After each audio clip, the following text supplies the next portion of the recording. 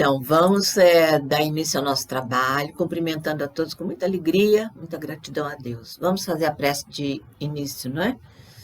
Elevando nossos pensamentos a Deus, agradecendo pelas oportunidades que nos são concedidas, agradecendo pelo divino amparo em todos os momentos difíceis da nossa vida, lembrando que estamos num planeta de provas, de expiação, e que tudo que nós enfrentamos aqui são dificuldades aparentes, dificuldades que nos são oferecidas a fim de que nós evoluamos ao resolver esses problemas. Muito obrigada, Senhor. Muito obrigada, Jesus, por teres vindo ao planeta Terra nos ensinar o amor. Graças a Deus. Meus irmãos, nosso tema de hoje é a capacidade de amar o próximo. Nós vamos ver que a Aparecida Conceição Ferreira é a protagonista deste caso verdadeiro, essa história verdadeira. Essa menininha nasceu em Igarapava, no estado de São Paulo, dia 19 de maio de 1915.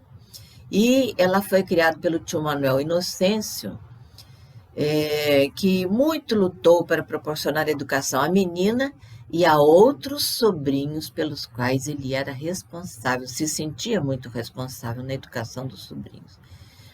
A formação dessas crianças foi de elevado padrão moral e a todos o tio Manuel Inocêncio conseguiu garantir o então curso primário. Isto era uma grande vitória, tanto para as crianças como para o tio Manuel Inocêncio. E o entendimento da época era que as crianças deveriam desenvolver também uma leve atividade, ainda que fosse pueril, para contribuir nas despesas da casa. Foi então que, quando a Aparecida fez 6 aninhos de idade, o tio Manuel Inocêncio, que fazia doces caseiros, dispunha-os num tabuleiro ou numa cesta, cobertos por panos alvíssimos, que inspiravam confiança naqueles fregueses habituais.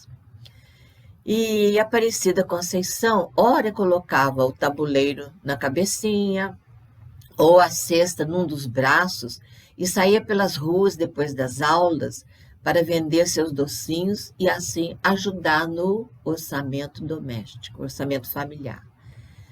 Entretanto, o fito principal dessa tarefa era que a menina, desde cedo, aprendesse a trabalhar.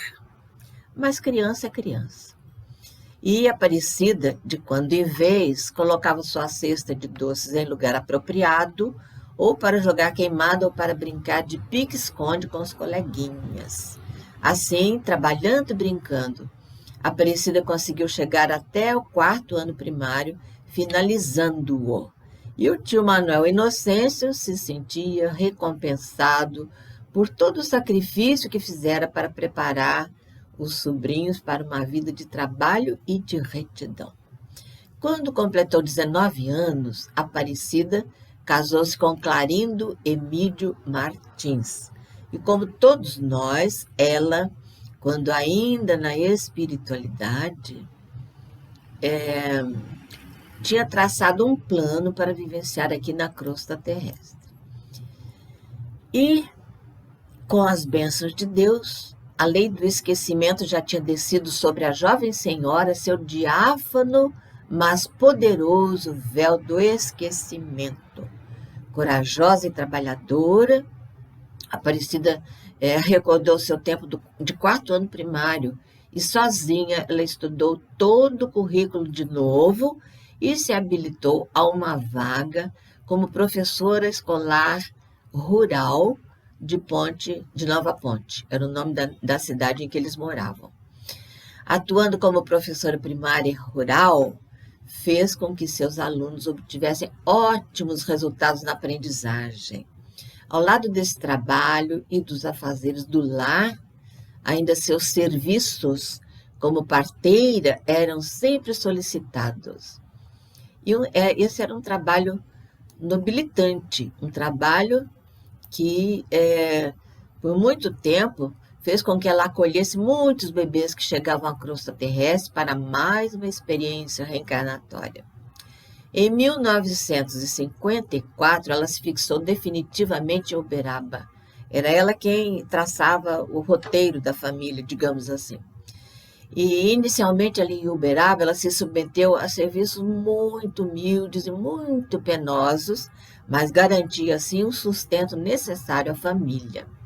E a vida familiar prosseguia nesse ritmo, até que no ano de 1956, um amigo seu, ainda de Nova Ponte, conhecedor da sua capacidade e atenção no tratamento de doentes, indicou-lhe uma vaga para trabalhar na Santa Casa de Misericórdia de Uberaba, no setor de isolamento que havia sido criado recentemente. Aceitando o emprego, ela iniciou uma nova fase da vida. O tempo passava e a Aparecida acumulava experiências e aprimorava com interesse e responsabilidade seus conhecimentos de enfermagem. Muito ciosa de suas obrigações, esforçada e inteligente, a Aparecida aprendeu todas as técnicas usadas num hospital, o que constituiu um passo essencial para a consecução do plano que trouxera do mundo espiritual. Algum tempo depois, a Aparecida já estava completamente integrada nos serviços específicos do pavilhão de isolamento da Santa Casa de Uberaba. Aconteceu que Uberaba teve que enfrentar uma onda de fogo selvagem, ou pênfigo foliáceo, que é o nome dessa enfermidade. Os doentes iam chegando aos poucos, de maneira que em 1957 havia 22 doentes internados. O tratamento dessa doença era longo e demandava medicamentos caros. E o pessoal que assessorava a Aparecida no isolamento era muito escasso. Diante desse quadro, a diretoria da Santa Casa resolveu dar alta a 10 doentes que estavam bem melhores e poderiam continuar o tratamento em família. Os outros 12 enfermos restantes foram simplesmente dispensados, porque a Santa Casa não tinha como manter o tratamento contra o fogo selvagem com falta de recursos, falta de espaço e falta de mão de obra. Diante daquele quadro, os 12 enfermos deixaram Santa Casa de Misericórdia, mas sem ter para onde ir. A enfermeira Aparecida não hesitou em sair com os 12 doentes necessitados, não só de um teto, mas principalmente de um coração amigo, um coração que os auxiliasse a vencer a dor da doença e a dor do preconceito. Era o dia 8 de outubro de 1958, quando os 12 doentes deixaram a Santa Casa, mas sob o forte comando de Aparecida. Teve início um dos episódios mais dolorosos. Aparecida e seus 12 enfermos batiam de porta em porta, implorando ajuda para solucionar o problema que vivenciavam. Os doentes, quando mais necessitavam de um leito para seus corpos exaustos e do medicamento para as chagas que se abriam rachando a pele em seu corpo inteiro, caminhavam sob o sol escaldante, suplicando de casa em casa a caridade de um teto. Depois de muito andar, com os pés sangrando, deixavam no calçamento das ruas e nos passeios públicos as manchas do sangue do seu calvário. Por que Aparecida resolveu sair com os doentes? A fim de que eles se mostrassem ao público e recebessem, então, alguma ajuda de qualquer natureza. Naquele primeiro dia, nada conseguiram. Nada conseguindo, Aparecida, então, dominada pela piedade, levou seus 12 doentes para sua casinha, pobre, pequenina e humilde. A notícia se espalhou pela cidade toda. Aquela atitude revelou o grande amor de Aparecida. Praticou naquele ato a mais pura fraternidade cristã. Isso nos faz dizer que no Evangelho de Mateus, no capítulo 25, nos versículos 35 e seguintes, temos um ensinamento de Jesus para todos nós. Ele diz, porque tive fome e me destes de comer.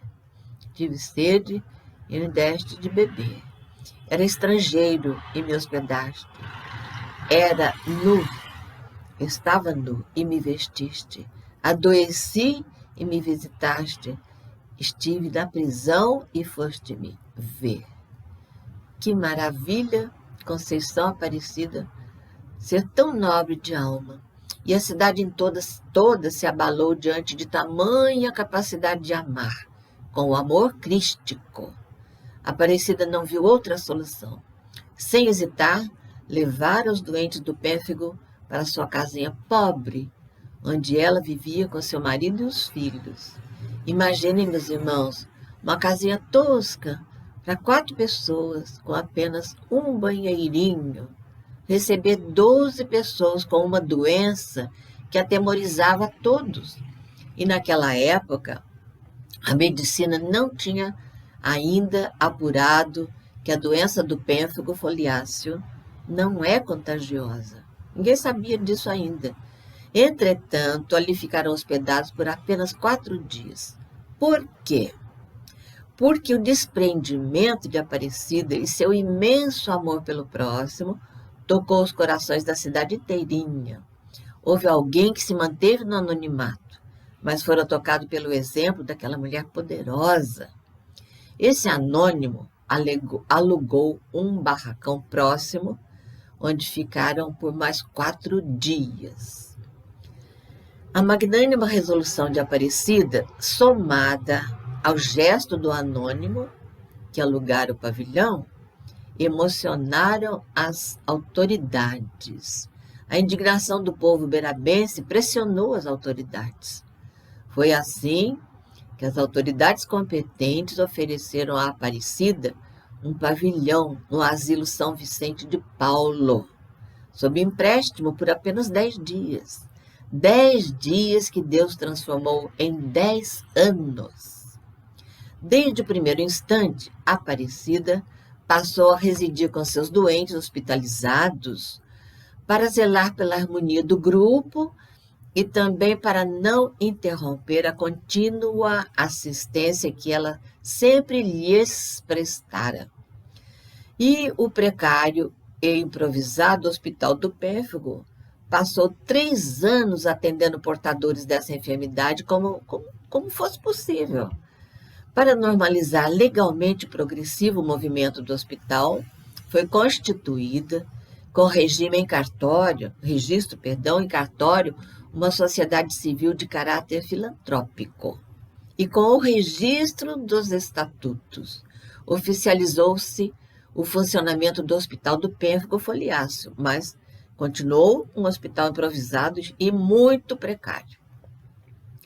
O pavilhão do Asilo São Vicente de Paulo, onde então estavam hospedados os doentes e o seu anjo da guarda, digamos assim, que era Aparecida Conceição, lá no pavilhão então do asilo, mesmo com a severa limpeza mantida por Aparecida, não tinha como atender o grande número de enfermos devido à falta de espaço e à precariedade das instalações. Num belo dia, Chico Xavier mandou um ajudante seu ao improvisado Hospital do Pênfigo, no pavilhão do Asilo São Vicente, levar 2 conjuntos de roupa para cada doente: lençóis, fronhas, pijamas, toalhas de rosto e de banho. Aparecida ficou pasma. Como é que Chico Xavier sabia que só havia um conjunto de roupas para cada doente? E sabia também que depois do banho era preciso deixá-los nus debaixo de toalhas em suas camas, até ela lavar na hora mais apropriada, em que o sol fosse mais quente, lavar aquelas roupas e passá-las para serem usadas novamente. Chico Xavier ainda lhe mandou 3 vestidos e um par de sapatos para uso pessoal dela. Aparecida estava com falta de roupas e andava descalça, porque não tinha sapatos. Como Chico Xavier poderia saber que ela não tinha roupas nem calçados, se nada comentou com ele e nem sequer o conhecia? Dias depois, Aparecida estava em discussão com o pessoal da empresa Produtos Séries de Uberaba. Por quê? Porque eles deviam 12 cruzeiros. Era uma dívida referente a uma compra de óleo de cozinha. Não tinha mesmo de onde tirar aquela importância, e a casa estava totalmente desprovida de víveres. Naquela manhã, de tanta amargura e de tanta preocupação com a dívida, eis que aparece Chico Xavier, sozinho, naquele momento. Entregaram-lhe um envelope com 300 cruzeiros. Ela pagou a dívida e ainda fez um bom sortimento para a despensa. Apesar de todas as adversidades, a Aparecida andava com um pensamento fixo. Sonhava com a aquisição de um terreno para a construção definitiva do Hospital do Pênfigo. E que já tinha até o presidente desse hospital. E tinha também uma diretoria, mas tudo era tão precário que isso não a consolava de forma alguma. O então presidente do improvisado Hospital do Pênfigo, naquela época, conhecendo as intenções dela, ofereceu um terreno no valor de 300 mil cruzeiros, situado no alto da abadia. E ele tinha certeza de que Aparecida Conceição Ferreira possuía a férrea determinação de construir o prédio próprio para o hospital. Então, ele lhe ofereceu terreno porque sabia que ela não hesitaria em lutar por ele. Era dia de finados. Para conseguir aqueles 300 mil cruzeiros, a Aparecida levou seus doentes para a porta do cemitério, esperando que o povo se comovesse diante de tanto sofrimento. E o povo se comoveu. Claro que o propósito de Aparecida era conseguir alguma ajuda financeira para ajudar a pagar pelo terreno. E ela conseguiu. Pagou sua dívida junto ao referido presidente do hospital. Muito reconfortada, ela tomou posse do terreno, mandou remover o mato e abrir uma cisterna, só isso. Passaram-se alguns meses sem nenhuma outra ocorrência, mas Aparecida vivia para sonhar. Idealizava aquilo que seria o prédio próprio e definitivo do Hospital do Pênfigo de Uberaba. Na esperança de conseguir verbas para começar a construção do hospital, a Aparecida resolve convidar Magalhães Pinto, que era governador de Minas Gerais à época, para visitar a obra assistencial. Ela tinha certeza de que o governador contemplaria a obra com um bom donativo, o que não aconteceu.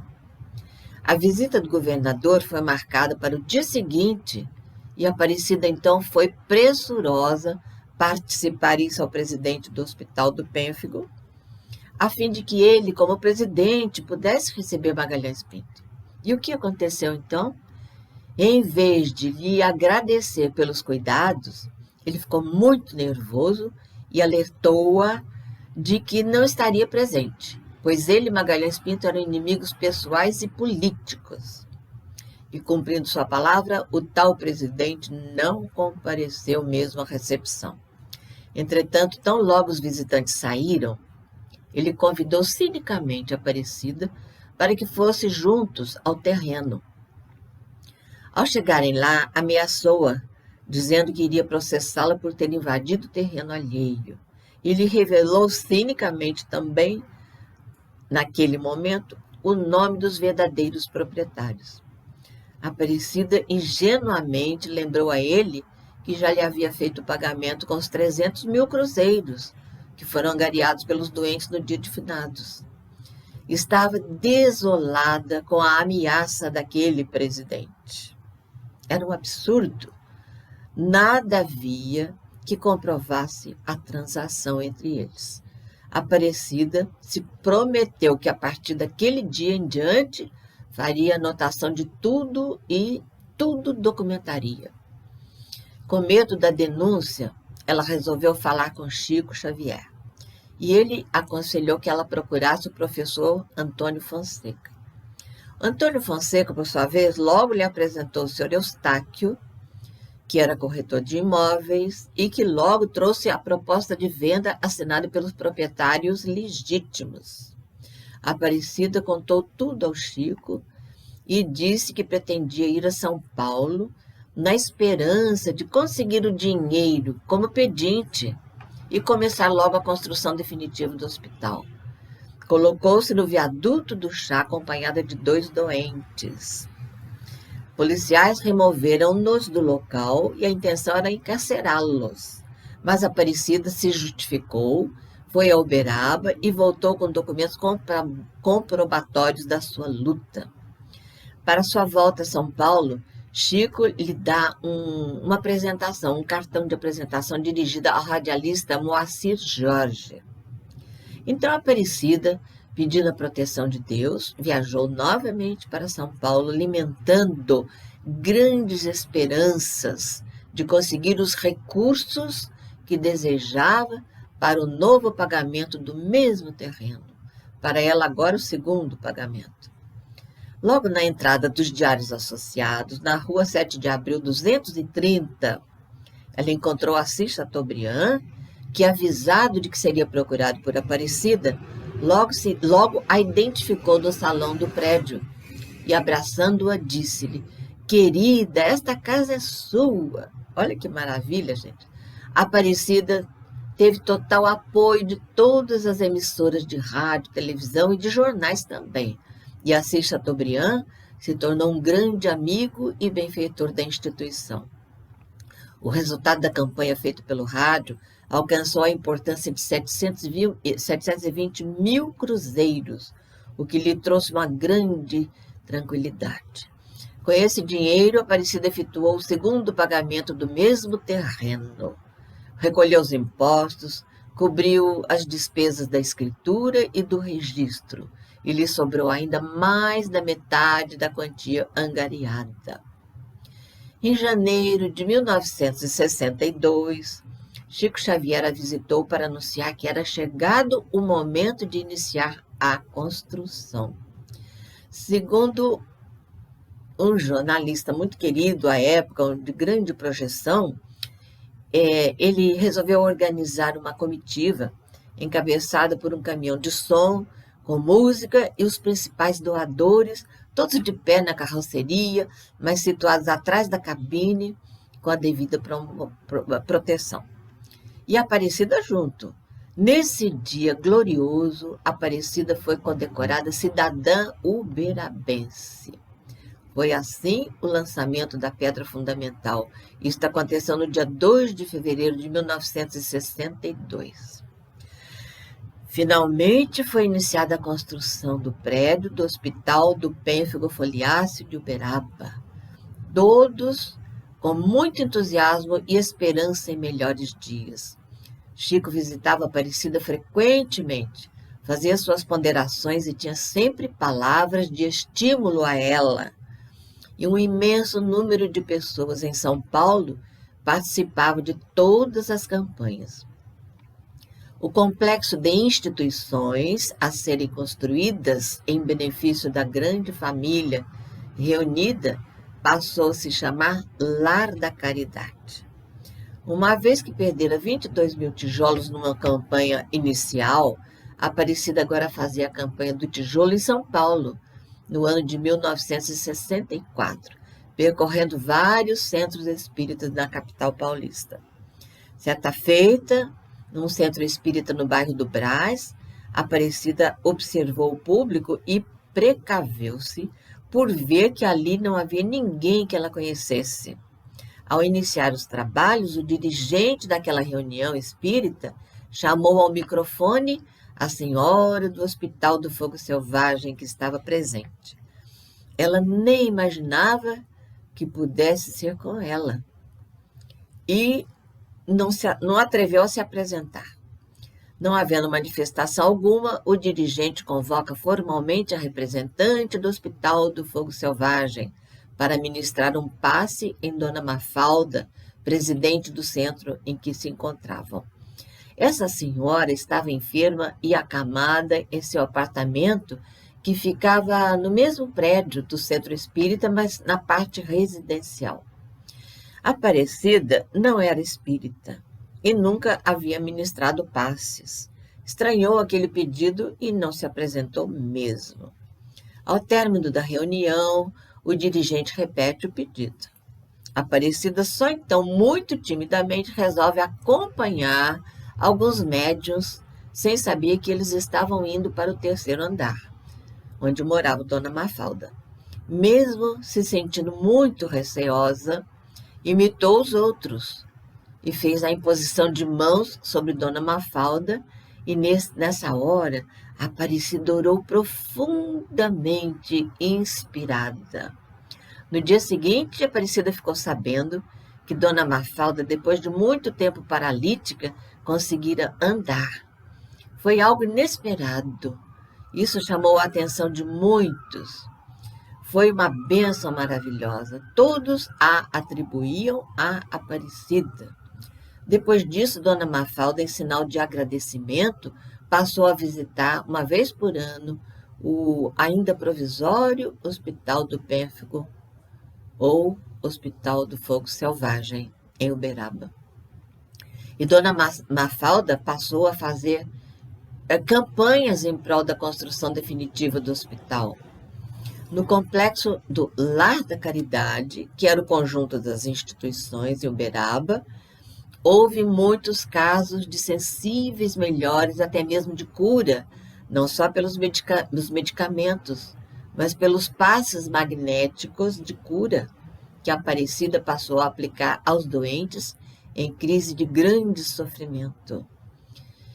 O Centro Espírita, naquela época, promovia 3 reuniões semanais de estudo do Evangelho, de estudo de outros livros da codificação kardeciana.